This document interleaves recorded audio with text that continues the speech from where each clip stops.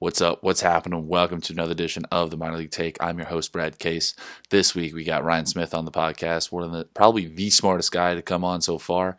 He's a Princeton graduate. Me and him met together. We played together back in the day, back in 2016, almost 5 years now. Wow. We played together on the Montauk Mustangs for the summer league there, which is about a 2 month period. It was a great time, great experience, and he's a fantastic kid. And I saw while I was there that he was, even back then we were that young. I saw he had a lot of potential. I saw he had the work ethic and the mindset to get to where he needed to, or not needed, get to where he wanted to get because he just had that kind of attitude. So I hope you guys enjoy.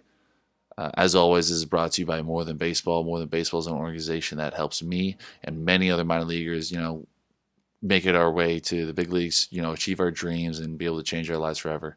If you haven't already done so, please go check them out at mtb_org on Instagram and Twitter. They put out a lot of great content. I really hope you guys go check it out because it's a good place to look. All right. Other than that, let's get going. Let's jump right into the interview. Enjoy. Sweet. Thank you for coming on the show, Ryan. How you doing, buddy? Good, Brad. Good to see you. It's been a while since we got to play together, but definitely excited to hop on the pod and talk a little bit. Yeah, man, it's been a long, long time. It's been like 4.5 years, which is crazy to think about.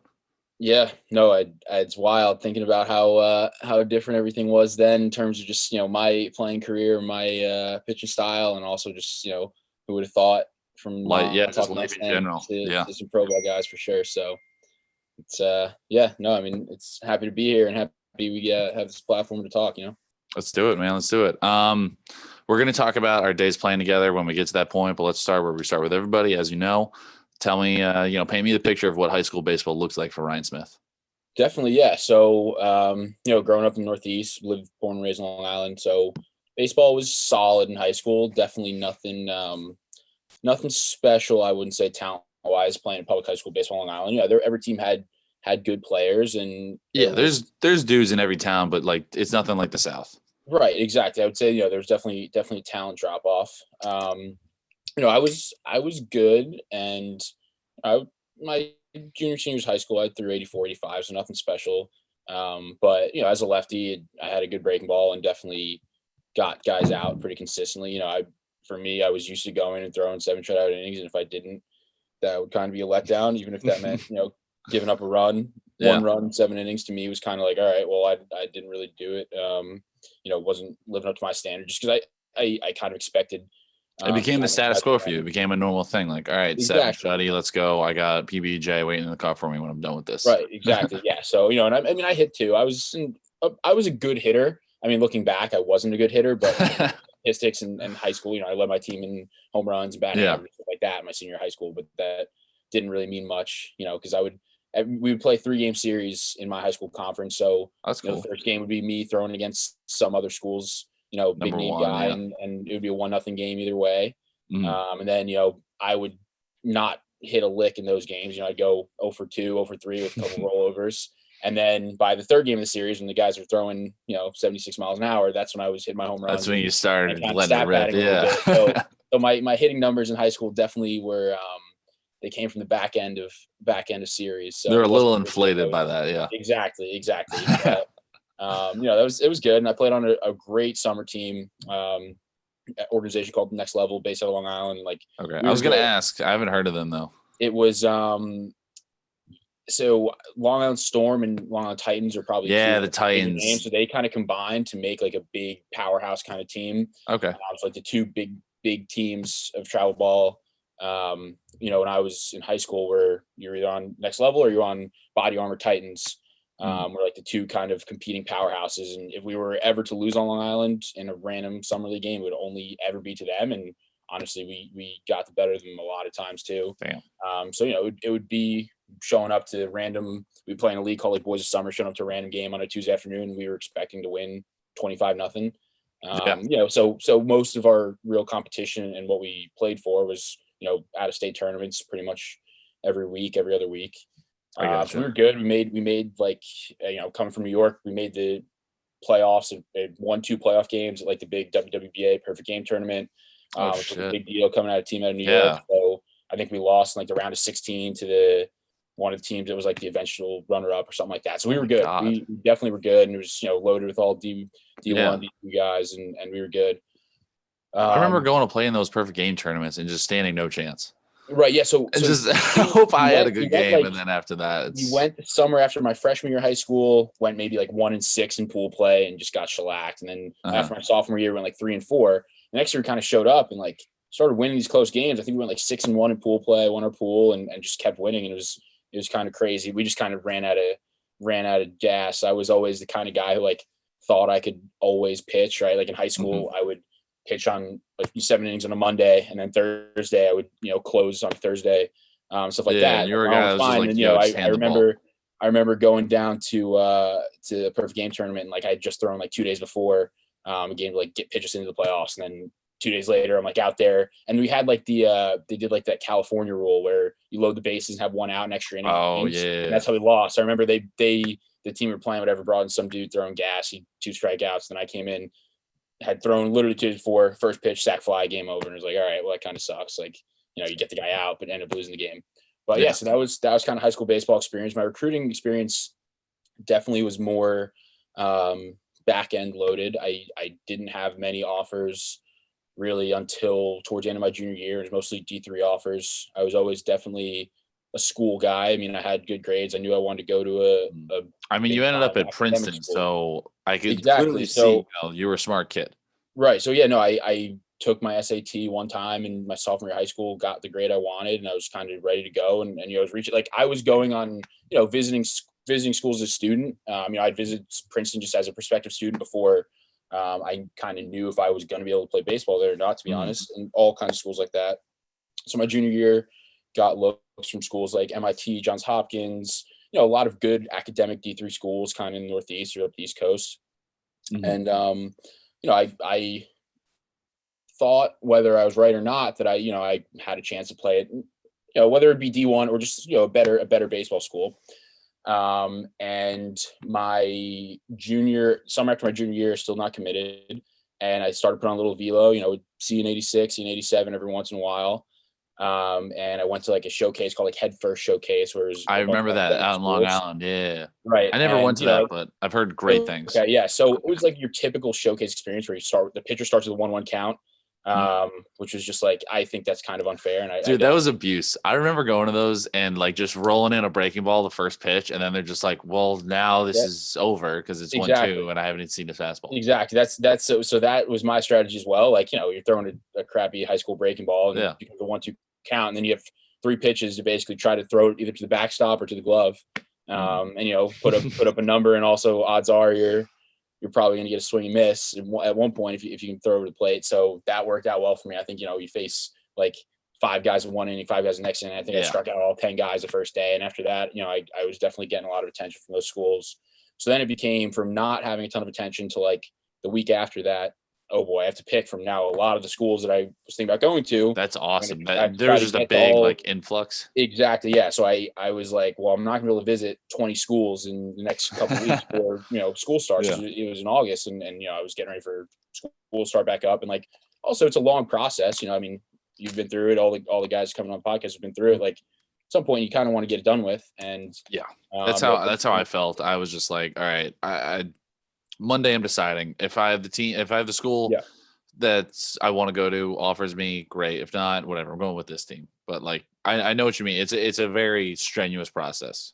No, for sure. So I Princeton was one of the schools that I'd always, I'd visited campus, and I spoken with the coaches a lot, and I visited other schools, mainly Ivy League schools and schools in the Northeast, academic schools, and ended up kind of falling in love with Princeton, and it was an awesome decision. I mean, it was an awesome 4 years. Really, really happy with the decision I made. I mean, it obviously worked out, Yeah. and I definitely enjoyed it. So it was definitely like in recruiting process, it felt long, and then everything kind of happened at once. And Mhm. I think probably less than a week after that showcase happened, I'd visited like 7 schools in the span of a week, and was pretty set on Princeton. So committed. So at least for my senior year of high school, I was all set and knew what I was doing and where I was going. So that was good. Yeah. Damn, that's awesome. That was very that was very good in depth Yeah. process of that. Yeah. Yeah, man. I mean, being able to go to a place like Princeton, like you really had a nice advantage. Like whether baseball even works out or not, like you have a Princeton degree, which is going to be a huge help. Like, hopefully you never need that degree. Hopefully you just go to the big leagues and your teammates with Mike Trout, Yeah, for the next, for the next couple of yeah. years. But it's still like unbelievable to have a degree like that, kind of going forward the rest of your life. Thank you. Yeah, no, I appreciate that. Definitely. I definitely that's there it is kind of nice having, and I mean, it seems like most of the guys have been on podcasts or college guys too, and a lot of guys in pro ball are guys who've been to school. But whether it's Princeton or any school, like it's definitely nice to have that fallback option. Mhm. Sometimes I really couldn't imagine being a guy coming out of high school. Like I don't know for myself, if and not that I was anywhere near draftable in high Yeah. school, but I'm just saying, in terms of the mentality, it's definitely different. I'm definitely happy to have that degree all set, and it does make it a little bit easier some days, knowing like, hey, if everything doesn't work out, you have a backup plan. Yeah.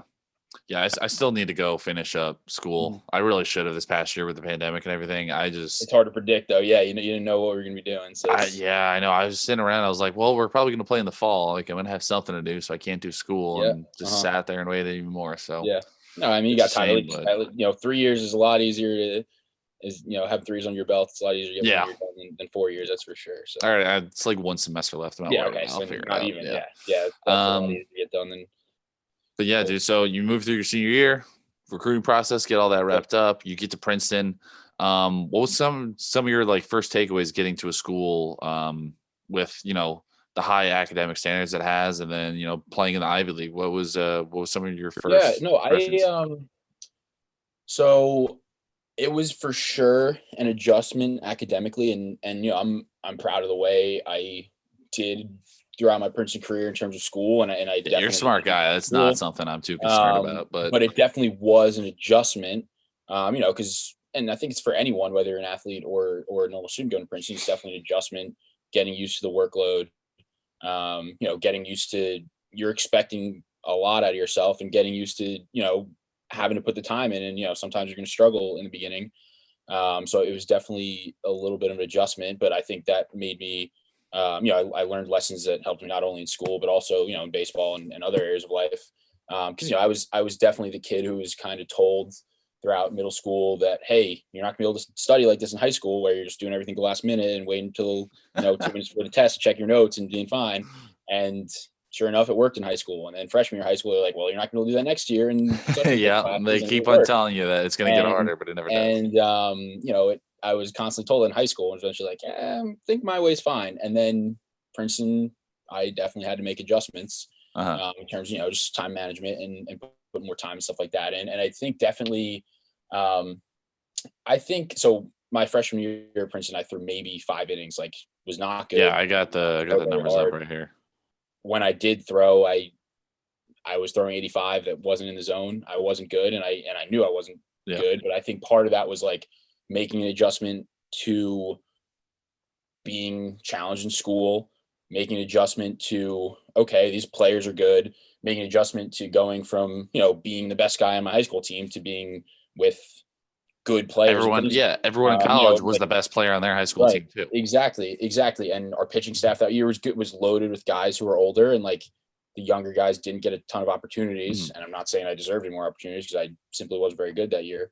But, like, I was watching and learning guys who were learning from guys who were older than me, and it was definitely a good learning experience. Obviously, at the time, it Yeah. was a little frustrating because I knew I wasn't performing to the best of my abilities, but I think I definitely took a lot away from that year.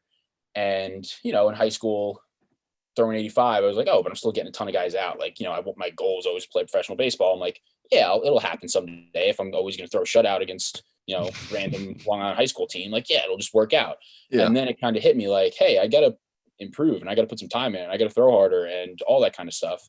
So I think freshman year, while it definitely wasn't my most successful year in the baseball field, I think I really took a lot away from that in terms of, like what I needed to do in order to put myself in a position not only to succeed, but also just to step on the mound.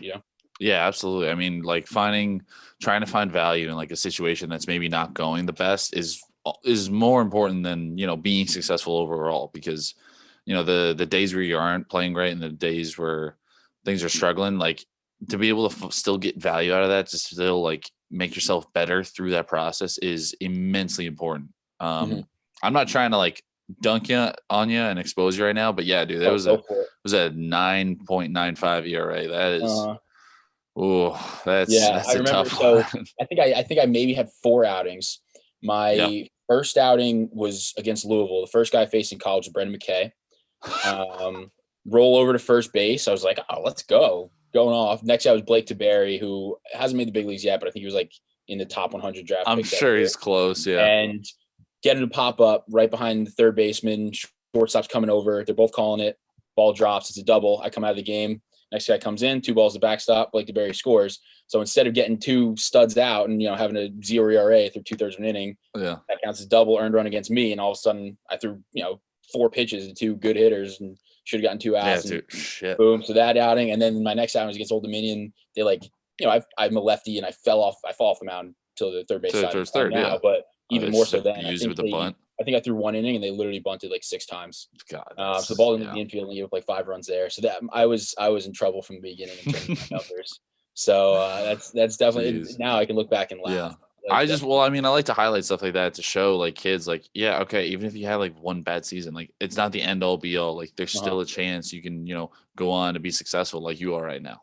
Right. No, for sure. Definitely a Yeah. learning experience that year. That's all I can take away from Yeah. that.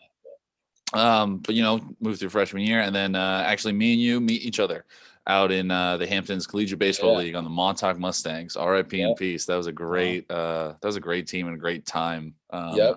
It's kind of cool looking back, thinking like, yeah, we got to live in Montauk for a summer. Yeah, no, it's definitely cool when I get to kind of look back and tell people, yeah, I got to live in Montauk for summer. I've Yeah, gotten to live in some pretty cool places playing summer baseball for sure. So definitely have good memories from those. And a lot of the guys from that team still playing pro ball. Matt Seelinger, who's with us, I actually work out with Steelinger. every single day. Steelinger is the next guy I'm Um, interviewing, actually. yeah, yeah. So I Yeah. throw with him, live with him every single day. So have some Oh, of the Mustangs pride there. damn! I didn't Out realize that of you guys still working out together. I knew you were both Long yeah. Island guys. Yeah. Yeah, yeah. So we both kind of trained the same facility. So since my first year of pro ball was 2019. So Yeah. since fall 2019, been in the same spot. Damn, that's Uh, fantastic. so yeah, no, definitely still some connections to those Mustangs. Yep. Uh-huh. Yeah, no, I want to tell like one quick story from that summer, or two, kind of touch on two things real quick. You got it. Yep. I remember being in the outfield shagging BP with you one day, and we were there were some characters on our team that I think fair to say that me and you weren't too fond of. And Okay. I remember talking to you one day. We were on the outfield, and we were just talking about like, just we got to keep working hard. We got to keep like doing the right Uh-huh. things and like be good guys and do the right thing all the time. And I mean, I never expected us, to have that conversation. And both of us, now we get to look back at the conversation and be like, wow, shit, like we both like held to that. We both did the right Yeah. things, and we're still playing pro ball, which is It fantastic. definitely is crazy to look back on some of those days, and especially back then. I mean, I was throwing 85 back then. It was a completely different pitcher. So Mhm. it's definitely crazy to kind of look back on some of those days and think about what's happened since then. Yeah, absolutely. Um, Something I do like to talk about though on this podcast is it's called the if to when moment. I'm sure you Mhm. heard me talk Yeah, about it yeah, on other yeah. episodes. For me personally, it was that summer playing there, Uh-huh. playing with high level D1 guys, and going to Mhm. that All-Star game and all that stuff. When did that moment start to happen for you? So definitely not that summer. Got to that so that freshman year of school and that summer, I definitely was kind of waking up to like, hey, there's some really good players out there. I can't just kind of go through the motions if I plan on playing pro ball. So that fall, I definitely kind of took more. Not that I hadn't worked hard before, but it definitely took more focus Kicked to the it game. into another gear. Started really getting into some different things, started throwing plyo balls, started doing a little bit extra stuff on the side. Mhm. And that fall I saw my first 88, and then I saw my first Yeah. 89, and then that winter, or like preseason, I saw my first 90 and my first 91. I'm like, okay, hey, like, I'm just showing these right now, but as a lefty, if you can touch those back then, 3 years ago, it feels like a different time kilo wise. But so seeing a 90, 91, it's like, okay, still an if. And then my sophomore year, I threw a lot of innings, and I still finished with almost like a 4 ERA. But I was in the Ivy League. The way it worked back then was 2 games Saturday, 2 games Sunday. So I would throw in both games on Saturday and like one of the games Sunday pretty often. So I was throwing in 3 appearances in a weekend, 3 appearances 2 days. So a lot of my numbers were a little bit skewed from that. Just Yeah. when I would be 88 to 89 the first appearance, and then throw the same day in the doubleheader, be 85 to 86, and then the next day I'd wake up after throwing 2 separate games the day before, throwing 82, 83. Your arms So like just it's slowly falling farther and farther down your exactly. And body. honestly, I've been blessed. My arms always felt great. I always recovered super well. So it was never then because I wasn't like throwing. I wasn't buzzing 90s in games consistently, but I definitely pitched a lot. And it was like, okay, hey, like if I can start moving and get that chance to start next year, like maybe it'll happen. And then I went to Mystic in the NECBL the next year. Oh, that's right. I forgot you were there. I played against you. Yeah, and I really did throw really, really well. I had 1 or 2 outings that weren't great, and otherwise I threw really, really well. So I that totally was kind forgot of you were there. Yeah. that was kind of when the if honestly happened, where it's like, hey, there's a non-zero chance of me getting drafted. Like this is a much better league than the Hamptons was, and now I'm sitting 88 to 90 as a starter in the NCBL and getting guys out and striking guys out. So that went really well. So it was like there that it kind of started to become a win. And then my junior year, I got drafted as a senior, but my junior year, I thought I was going to get drafted. And there were days where I touched 93, 94 my junior year. From the left side. From the left side too, it was fantastic. It was definitely an adjustment because I would come out, and I don't know the stats for sure, but I would say my junior year, innings 1 to 4, I probably had a sub 1 ERA, and innings, I don't think I ever made it through 6 innings. So innings 5 and 6, my junior year, I probably had a 15 ERA. Jeez. So the first 2 times around the batting order, I would shove it, and then the third time around, it was just like a wall. So my numbers weren't great, and playing a smaller school, it's tough, because obviously scouts will come and watch you, and scouts did come and watch me, and it's nice to be the lefty with the 93, 94 in the tank, but as a smaller guy, I wasn't showing that super consistently, and then they look at the stats and say, okay, well this dude's got a 5 ERA. Yeah, I know what you mean. Do you think it was more of a like guys got familiar with your stuff, or do you think it was more like you just kind of started fatiguing? Because you were always a reliever before then.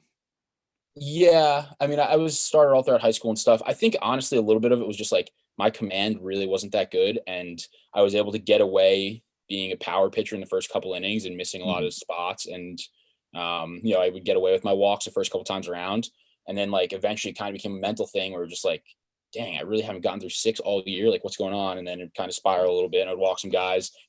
One guy would hit a ball through the hole, and then next thing you know, it's like one guy put the ball in the gap, and you get up 4 runs, and 4 runs over 5 innings ends up not being a very good outing. Yeah. So anyway, went to play in the Cape that summer, and had a temp. The coach told me afterwards he expected me to be there for a few days. Ended up staying for the whole summer. So that's kind of when it became a win. What town was it? Katuitt. So nice. I started off pitching really well, finished it's summer ball's tough. You kind of run out of gas. It's still really impressive though to be able to be there the entire summer, which is a really hard thing to do. Like I was there for like a short 3-week period. I pitched 1 inning.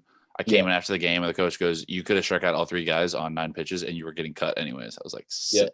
Yeah, that's tough. And honestly, I in a way thought it'd be like that for me, but I was just like, I'm gonna put my best foot forward and try to be the hardest working guy in practice.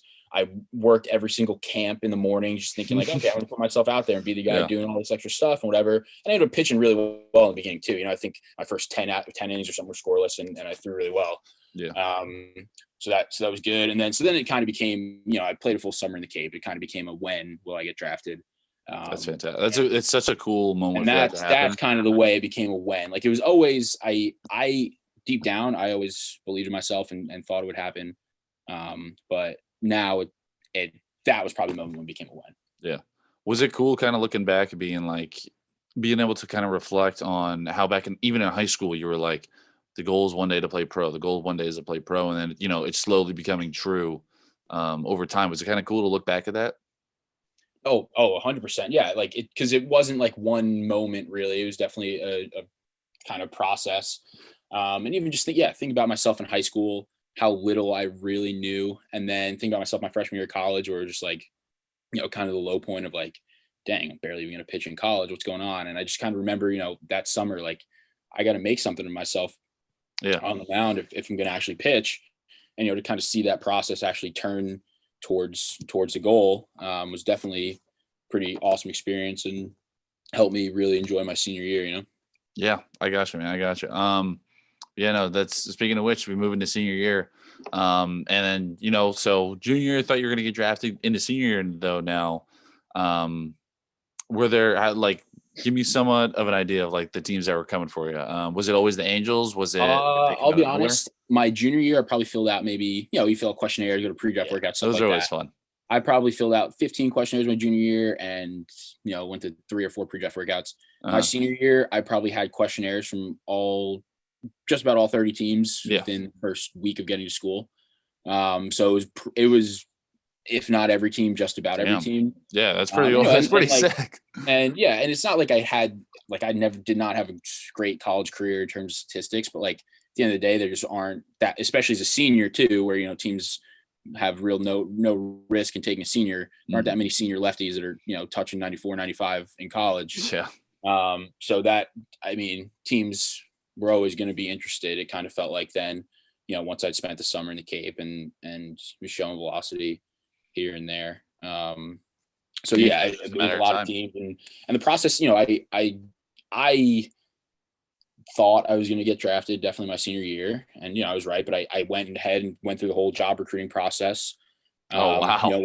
Like a normal Princeton senior. So I had a job lined up. I probably signed onto my job to work for Anheuser-Busch in like November. So I had my job lined up for 6 months before graduation. So I was fully prepped and ready to get into the corporate world. Bro, you had a job.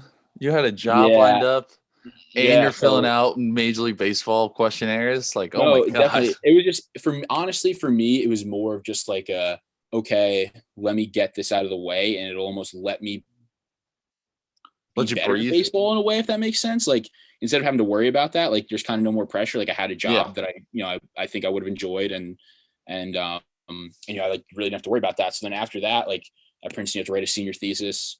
So once my job was out of the way, like I kind of front loaded a lot of my classes at Princeton. So like most of the required classes I had were kind of done by, my first semester senior year. And then it was kind of writing my thesis, which I was trying to get done before the season, writing basically 120-page book before the season. And so I really kind of, once I had the job out of the way, thesis out of the way, everything was like, I got to pitch my senior season without any of the outside stresses other than kind of baseball stuff. So it made things a little bit easier, 120 pages? What did you write about?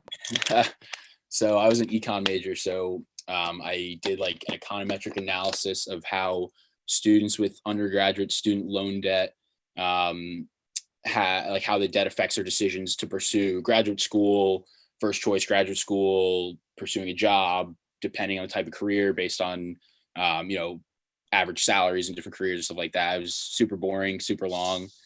I have not even looked at it since I wrote it. I submitted it. So what you're telling me is that in the off season, you're going to work with President Biden and you're going to help solve the student debt crisis. Is that what you're telling me? I don't think I'm anywhere near qualified for that. Maybe when the baseball days are over. I think if they read my thesis, they would be, you're not qualified for that. But I don't know, whatever. I got it done and never had to worry about it again. So damn. All right. Well, I'm so glad I didn't go to an Ivy League now. I'm such an idiot. I wouldn't be able to do that. It was a good experience. Honestly, now that it's done, I definitely enjoyed it. That's good. That's good, man. But yeah, dude, so, you play your senior year. And then, you move into probably one of the most important days in a baseball player's life, the day he gets drafted. Walk me through the process. What was draft day like for you and family?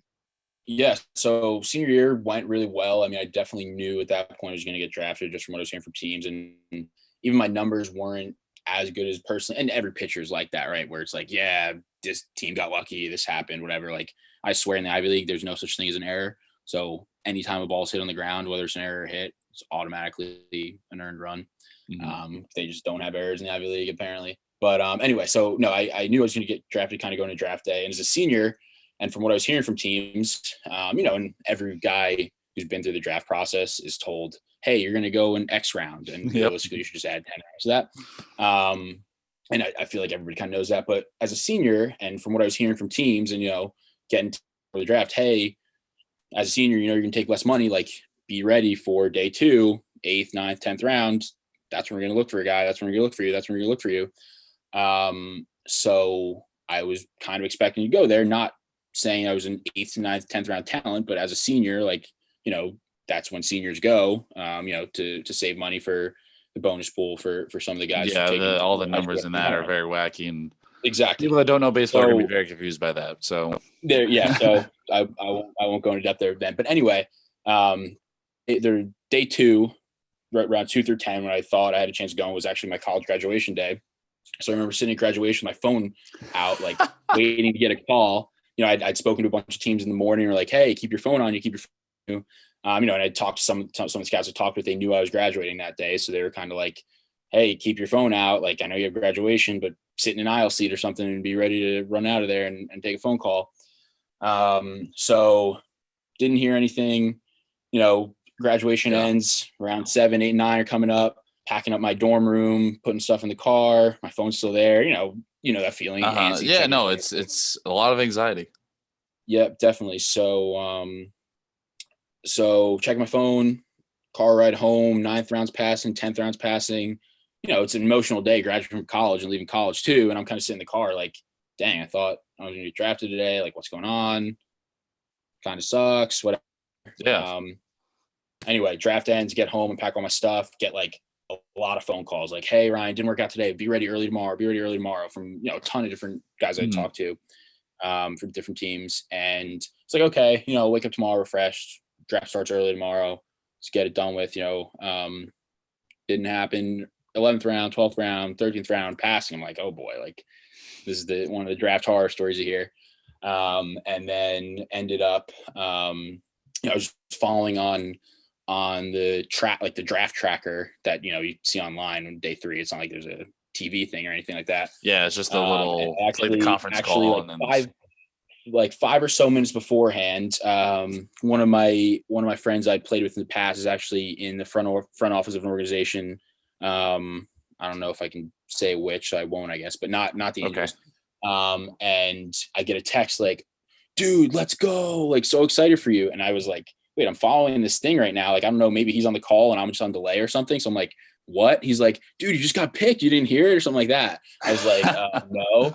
And then 30 seconds later, it comes up on the thing, and like, I'm sure the feeling. Your phone gets 100. Oh, it just starts shaking violently, and you're like, so that was cool. I was actually, I think I was home alone at that time. Both my parents, my sisters at school, my sisters at work. No, that's terrible. So I was just kind of sitting there, just taking phone calls. I got a call from a scout from the Angels, and he kind of told me what the deal was and stuff like that. So it was good, and my family came home later on. We all celebrated, and that was definitely a weird day graduating from college, and the next day waking up, getting picked, and I was kind of like, all right, so where am I going? And kind of moving on from there. Yeah.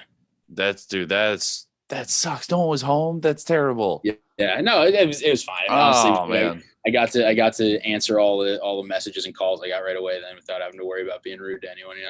That's true. That's very true. What were some of kind of your first emotions that hit you? I know for myself, I got the feeling of like, oh shit, like I got a lot of work to do now that I got drafted. Did you feel that too? Were you just excited, nervous? What was it like for you? Yeah. I mean, honestly, like I knew I would have to put work in and work hard, but I was definitely happy with how things had gone that spring. And I felt like I, in a way, obviously it was like, wow, I'm the luckiest person ever. If 10-year-old me knew, I just accomplished my dream, playing pro baseball. But then also I was like, okay, I kind of feel like I deserve this. I put a lot of time in, and the amount of work I put in over 4 years, and how much better I'd gotten, definitely felt like, okay, like I feel like I'm, where, I'd woken up that morning and thrown a bullpen and stuff like that already, and got my lift in and stuff like that. I'm just like, okay, like I put this time in. Definitely didn't feel like overwhelmed, like, oh no, like I have to be nervous about this next step. I was just excited. I was really like kind of looking forward to like, hey, when am I getting out there? Like, let's get the rest of this draft done so I can kind of go and get started. So yeah, no, I was definitely just like that overwhelming feeling of like, wow, like, okay, even though I kind of expected this to happen and have been waiting for this day for however long, it's like, it's real It's now, here. you know, like It's here. I Yeah. found out today, like It's reality. I got drafted, and like, coming from a town where it's not like guys are getting drafted all the time, and going to a school, a college, even where, guys get drafted, and, we'll have plenty of guys playing pro ball, but it's like Hmm. not like everybody's getting drafted all the time. So it's definitely, like, wow, it's pretty, it hit me like, that's Pretty pretty cool. surreal. Yeah. That's definitely, it was a super exciting moment for me for sure.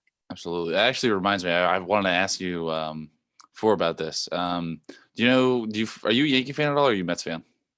Uh, Mets fan, I guess now an Angels fan, but I grew up Now an Mets Angels fan, but fan. I Yeah. follow the Angels, I the was gonna Yankees. say, dude, your boy Mike Mike Ford. Ford, yeah, Oh my God, Mike I love that Ford, guy. Princeton, yeah, another Princeton guy. They're Princeton guys. I feel like when Princeton guys do get drafted and signed, they do tend to have success. Who else? I I guess don't know any other so names. right now in the big league, so David Hale did pitch for the Yankees a little bit last year, and with the Okay, Phillies yeah. a little last year. Matt Bowman, I don't know if he touched big leagues last year, but he's been up and down with the Cardinals and Reds, relief Okay. pitcher the past few years.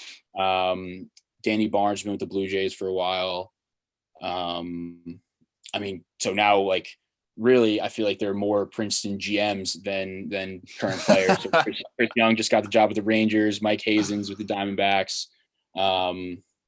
I feel like there's maybe 6 Princeton baseball alums that are GMs in the big leagues now, I Are want to you say. kidding me? I had no I should idea. be able to name all those off the top of my head, but I Should can't. be. Jeez, dude, that's pretty That's sick. it. I had no idea that there was, I mean, obviously Princeton's a smart school and everything, but Right. damn, like 6 GMs that all from the same school. That's Yeah, pretty no, nuts. it's crazy for sure. But yeah, no, I mean, there are definitely guys, that have had success. I guess the bigger names now no longer playing, but like Chris Young, Will Venable, Russ Ollendorf, all Yeah. those guys are kind of like, the past decade or so, they were the bigger names of the Princeton guys. But Yeah. it's I guess I would say like there's more Princeton guys in the big leagues in pro ball than you'd expect, but also like still like not that many. You know what I mean? It's not like I got a you. Vanderbilt or LSU or anything Yeah. like that. I mean, there's definitely going to be more than Rollins College. Yeah, most likely. But just Most wait till likely. Brad Case gets there, and then you can have And no then idea. the storm's coming, and then the rest of us are There going you to be go. there. Exactly.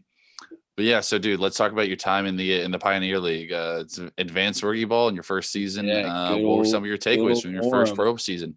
Yeah, no. So it definitely, it was definitely adjustment going out to play in Utah. I'd never really been to that part of the country in the mountains, and like it was for sure an adjustment pitching that altitude in a stadium with like 300-foot fences. Like all of our games would be like 17 to 15. So everybody's numbers are crazy inflated. Like I think probably twice a day we reminded like, hey, ERA doesn't matter, ERA doesn't matter, ERA doesn't matter. And obviously, it's all guys with success in college coming here, and like you have to just be prepared to have an ERA in the 4s, 5s, 6s, 7s, Yeah. 8s, 9s, like, and it definitely is adjustment to minor league baseball. Like every organization I would say is slightly different, but like you're pitching for strikeouts and swing and miss stuff. And, it kind of showed you have like, it was definitely an adjustment getting used to that and like being not okay, but like trusting the process. And if a guy, if you give a run on a couple cheap hits, whatever, like as long as you're throwing the ball over the plate, competitive, striking guys out, like kind of being okay with that. So it was an adjustment. Living in the mountains, kind of in the middle of nowhere, is an adjustment. It was definitely a lot of travel. I was gonna say those bus rides are pretty brutal there because that league is spread out. It's definitely super spread out. And like at Princeton, we pretty much bust everywhere. We'd take casual 13-hour bus rides like it was nothing. So I was used to being on the bus, and that wasn't a huge deal, but it was definitely a difference being on the bus going through the Rocky Mountains where it's 4 a.m, you're curving around a mountain in a like top heavy bus and feel like you're about to tip over at any second. So that was definitely the adjustment on the bus. And it wasn't like we were going to any glamorous towns or anything, but I mean, I had a lot of fun, made a lot of good friends, and it was definitely an experience for first year pro ball. It was an adjustment too, like just having, in any level of rookie ball. I mean, that's, short season ball, Yeah. rookie advance, whatever you want to call it. It was definitely different having so many arms, and like you're throwing, I went from starting in college, throwing 7, 8, 9 innings in an outing to throwing 2 innings, waiting 4 or 5 days in between because everybody's, a college guy who they're trying to kind of ease into pro ball. Yeah. So it was an adjustment, not throwing very often for sure, but I had a lot of fun, and, it was good. Definitely. Once I kind of my body figured out, hey, you're throwing 2 innings and you have a lot of time between. It was definitely throwing few of the outings, was throwing harder than I'd ever thrown before, and seeing my first 96s in games and stuff like that, Holy which was pretty shit. cool. So that was the fun part of it. Not fun Yeah. part of it was we lost a lot and gave up That's plenty of never runs, it's and never a great time. that But happened. But that's all part damn, of I it. didn't realize. I mean, I saw the video you posted a couple weeks ago of you hitting 95 at a fucking bullpen, which is hard enough. Like for me personally, like I barely break 90 before spring training starts. Uh, Dude, you're 96, so you're hitting 95 in bullpens. Like, I'll dude, that's I'll be honest. unreal. I'm usually that guy that can't throw 90 in a bullpen half the time, and that's why this year I think 3 weeks ago it was maybe I stepped them out for the first time. Like, let me just see how it is. Like not throwing to catcher, literally throwing in the net, and like throw one, and we have the Rep Soto and Stalker and Pocket Radar all there, and like what was that one? And I'm usually pretty good at gauging my velo. Like I'm kind of the guy who can throw a pitch and be like, all right, I know exactly what that was. Yeah. So I throw one and turn around like that one's probably 84, right? And our pitch coach we have at the place of training is like, oh, 87. I'm like, really? Okay. Throw another one, put a little more behind it. I'm like, 88, that one, 89. He's like 90. I'm like, whoa, the second throw off the mound is 90 already. It's starting to get going. Throw another one and it's like 92. I'm like, wait, all right, I'm gonna have to put a little bit into this today and see what I have in the tank. And all of a sudden, I'm just like buzzing 4s and 5s off the mound. It was like, is this a 4-ounce ball or something? Shit. But yeah, so my arm, I don't know what it was. I don't know if it's the time off or whatever that was. So definitely, I've been throwing pretty hard my first couple times off the mound this year. So hopefully, if anything, at least I'll have that velo going into spring training. And I obviously, like any pitcher, would hope to put a little bit more velo on as the offseason progresses. Yeah, there's no one in the world that's going to refuse more velo. So hopefully, as the offseason progresses, we will. We're going to see 100. Maybe see more velo. I don't really know. The hardest I've ever thrown still is a 96. Yeah. So I was in the game last summer and a couple times so far this offseason off the mound last week maybe. So hopefully see my first 7 and go from there. But obviously it's like I've definitely been someone who every year of my life I've still thrown a little bit harder. And I know at some point you have to plateau, but I'm hoping it's not yet. And maybe I'll still be able to dig a couple MPH out of there, but we'll see. Hopefully, dude. Hopefully. This next question might be a little bit of a dumb one. You don't have to answer it if you don't want to. Do you ever, I mean, you're 5'11". I wouldn't say that's short by any mean, but in baseball as a pitcher, that could be a little bit on the shorter end. Has that ever crossed your mind of like, all right, I'm the little guy, but I got to work even harder? So I would say I'm probably generous 5'11" too. I'd say I'm more on the 5'10" side. Okay. If that, but no, I think that's definitely a thing. And I think especially I'm not very like stocky either, I wouldn't say. So I definitely, when I'm running out of the bullpen as a lefty and pro ball, guys definitely aren't expecting a power pitcher. And I don't think throwing 95 makes you a power pitcher at all in today's game, but I'm definitely a fastball pitcher and a swing and miss pitcher. Kind of like a high ride fastball. Yeah. And I throw a lot of fastballs and try to beat barrels with that. And I definitely think you kind of get the cushion in the first inning of guys thinking you're going to come in spinning the ball. And especially I like to in my first inning work, like take advantage of that a little bit and, throw over first pitch breaking ball, maybe surprise, depending on how I'm feeling that day. It's not like as a smaller guy, not every day have I gotten to the point where I can sit at that peak velo every day. But if I'm feeling good that day, throw over first pitch breaking ball, try to show a guy maybe 92, 93 where I'm putting some behind it and, maybe getting a foul ball. And he's like, all right, this kid's got some behind it. And then once I have a guy 0-2, 1-2, something like that, like really emptying it out. It's like, whoa, he's got even more in the tank, right? And it takes a little while for the hitters to adjust to that. So I like to say I use that to my advantage, but definitely it's something that, whether consciously or subconsciously makes you want to work harder. I'm definitely not the most physically imposing presence in the locker room, that's for sure. But I think, baseball is a sport where things can even out. I mean, there's probably almost a foot height difference between us, and we can still play the same position. And that's not true of many sports. So there's almost a foot between us, but you're throwing harder than me. So I got to figure out what the hell you're doing right.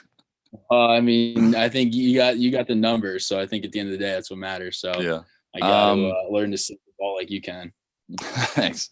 So I mean, Your first spring training, unfortunately, got cut short because of this whole mess. But what were some of your takeaways from that first, experience of being around? So I Were actually you around got Trout? really lucky that I got invited to early spring training to There we go. do a throwing program out there with a few other guys. So I was actually down there in like early January. So I was Okay. in Arizona January, February. So I really did get the experience of being down at the complex every day, being around tons of guys and enjoying that. So regular spring training was definitely cut super short. Honestly, like in my mind, because I was down there for not so long, but way long beforehand, it felt like regular spring training was almost like a day. So I really don't even have many memories of like the actual days of like real spring training, but early Yeah. spring training was awesome. I had such a good time, made really good friends. It was nice, like being at the complex where it was kind of empty, for lack of a better word. Like it wasn't as crowded.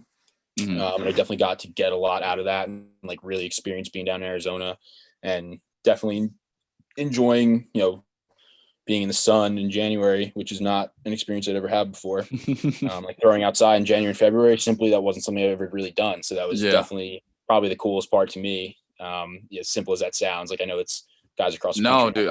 I went to school down here in Florida, so I got Mhm. super used to it, and I love it. And then, this past year, I was like, dude, I got to get out of the cold again. So actually, I just moved to West Palm so I can go to the Cressy facility, and it's been Wow. fantastic so Wow. Okay. far. And Awesome. dude, it's Yeah. nice being in the sun again, man. You should get down here if you can.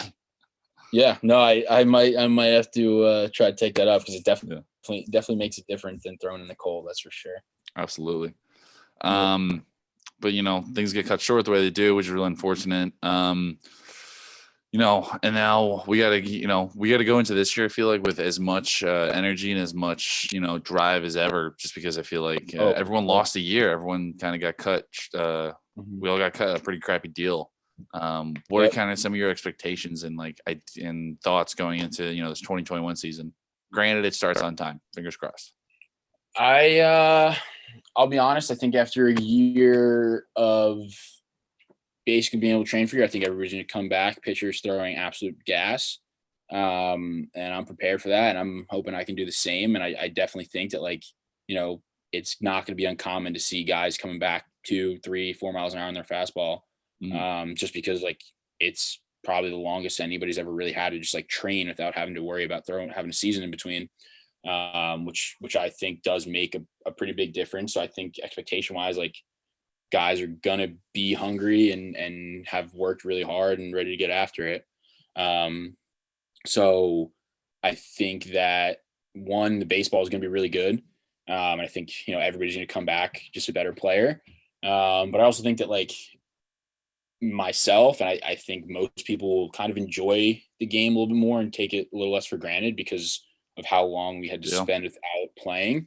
I know I can't wait till the next time I get to step on the mound in a real game with real umpires and hitters and real competitive atmosphere. And like I um, definitely won't take that for granted. And I think that a lot of other guys will be in the same boat, and I think it's going to probably be one of the most competitive seasons of minor league baseball, and just like focus seasons, and I think the talent's going to be better than ever. Good. Yeah. I'm excited, man. I'm chomping at the bit to get back out there. I was working out the other day and I just like started staring off into the corner. I was like, dude, I'm so sick of working out. I need to get off Yep. freaking baseball field and actually Yeah. play Oh, some I games, I man. could not agree more. I really think that is a feeling that every single minor league guy has right now.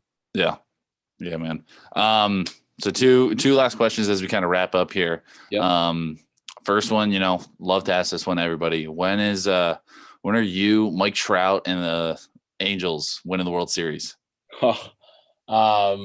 I think the Angels have a good shot any of these next couple of years. I Yeah. would love to be a part of it. I like to tell myself that I do, believe I have a shot, and I think every minor leaguer should think they have a shot. Yeah. So, hopefully everything stay healthy, everything, kind of stays true to plan, and hopefully I can keep throwing hard and get my stuff over the plate. And I don't know, maybe in terms of the Angels, I'll give you 2021 for the Angels and me with them. Maybe we'll go 2022. All But right. I'd love to be there for the stretch run this year if I can skip a couple levels somehow. So maybe we'll go for that. That'd be pretty cool. Yeah, 96 from the left side might do that for you.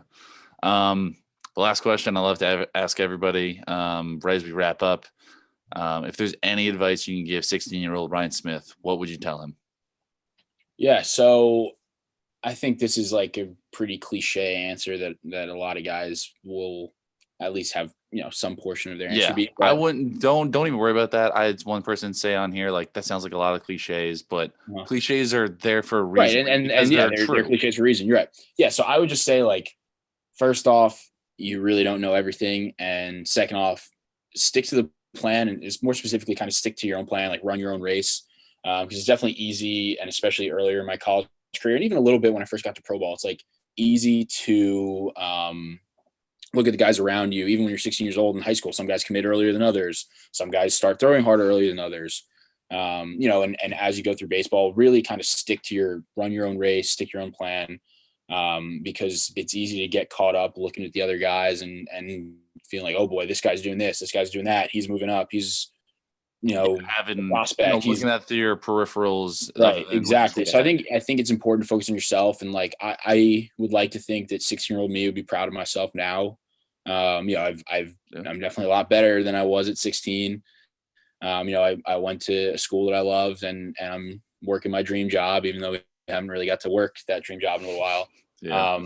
So yeah, I mean, I really just would say like stick to yourself, and also like kind of trust the process and let things happen. Because when you're 16, you think you know everything about the world, and you think you know how life's going to go. But I'm 23 now, and I definitely don't know how life's going to go. Yeah. So I've definitely matured in that way, and that you really don't know everything when you're young. So a lot to come. Absolutely, dude. Thank you again so much for coming on the Yeah, of course, dude. podcast. Thanks for having me. I had a lot of fun. Where can people find you on social media so they can give you a follow? Yeah, so on both Twitter and Instagram, my handle is at underscore Ryan Smith 9. So popular name, so I had to throw the underscore in there. So at underscore Ryan Smith 9 on Twitter and Dude, I Instagram. went to go search Ryan Smith MILB just so I can like pull up Uh-huh. your stuff and know Yeah, what I'm and there's like talking 10 about. guys. Yeah. And there's like 8. I'm like, Uh-huh. Yeah. Princeton, It Princeton, definitely Princeton. definitely makes things hard sometimes, that's for sure. Absolutely, dude. Thank you again for coming on. Yeah, of course, Brad. It was a pleasure. Good luck, man. Let's stay in touch. Appreciate it. Thank you so much, guys, for checking out another edition of the Minor League Take. I've been your host, Brad Case. If you guys have any questions at all about, where you can find different episodes, different clips and stuff, whatnot, please go ahead and shoot me a message. If there's anyone specifically you guys want to hear from on this show, please let me know because I really want to deliver the content that you guys want to see. Don't forget to go check out, go follow the pages at MILB Take, at the MILB Take. Go follow me at Brad_Queso. Not sure who we're gonna have on next week. Got a couple of ideas. Hopefully we can find a time to schedule with them, sit down and get going with that. All right. Thank you guys for checking out another episode. I'll see you next week.